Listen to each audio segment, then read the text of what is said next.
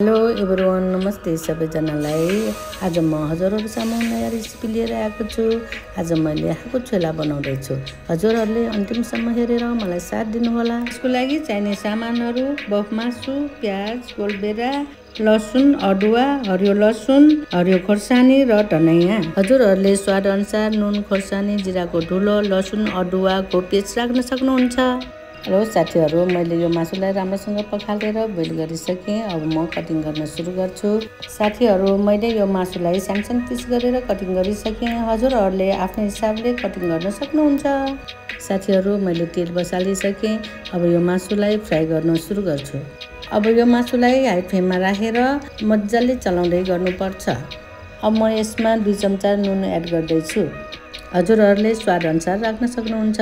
अब ग्यास लो फ्लेममा राखेर मज्जाले चलाउँदै गर्नुपर्छ, नत्र यो डढ्न सक्छ। यो मज्जाले ड्राई भइसक्यो। अब म यसमा स्वाद अनुसार नुन, खोर्सानीहरु राख्दैछु। अब म यसमा जिराको धुलो 2 चम्चा, खोर्सानीको धुलो 2 चम्चा एड गर्दैछु र लसुन अदुवाको पेस्ट 2 चम्चा एड गर्दैछु। साथीहरु, अब मैले हरियो लसुन, हरियो खोर्सानी, धनिया एड गर्दैछु। अब म यसमा गोलबेराको पेस्ट एड गरिदिन्छु र मज्जाले पन्युले राम्रोसँग चलाउनु पर्छ। यसरी राम्रोसँग मज्जाले चलाउँदै गर्नुपर्छ। यसरी चलायो भने मसलाहरू भित्रसम्म पस्छ। अब म यसमा कटिङ गरिराखेको लसुन, अदुवा, प्याज एड गरिदिन्छु। यसमा मैले सबै थोक एड गरिसकेँ। अब सफा हातले राम्रोसँग मुस्नुपर्छ। यसरी मोलेर बनायो भने एकदम मिठो हुन्छ। हजुरले राम्रोसँग मोल्नु होला। साथीहरु, यो छोला लगभग रेडी भइसक्यो। हेर्दाखेरि नि खाउँ लागेछ। मेरो त मुखबाट रस नै आइसक्यो। हजुरहरुलाई कस्तो लाग्यो कमेन्ट गर्नु होला।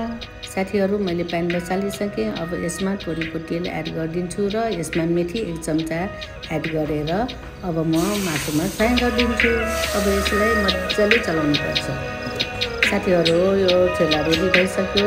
छोला भनेपछि अझै पक्क मिठो, नुनिलो, पिरो चाहिन्छ। यसरी बनाएको हाको छोला एकदम मिठो हुन्छ। हजुरहरुले पनि घरमा यसरी नै बनाएर खानु होला। हजुरहरुलाई मेरो भिडियो मन पर्यो भने लाइक, कमेन्ट एन्ड सब्स्क्राइब गरिदिनु होला र बेल आइकन पनि थिचिदिनु होला। Thank you for watching.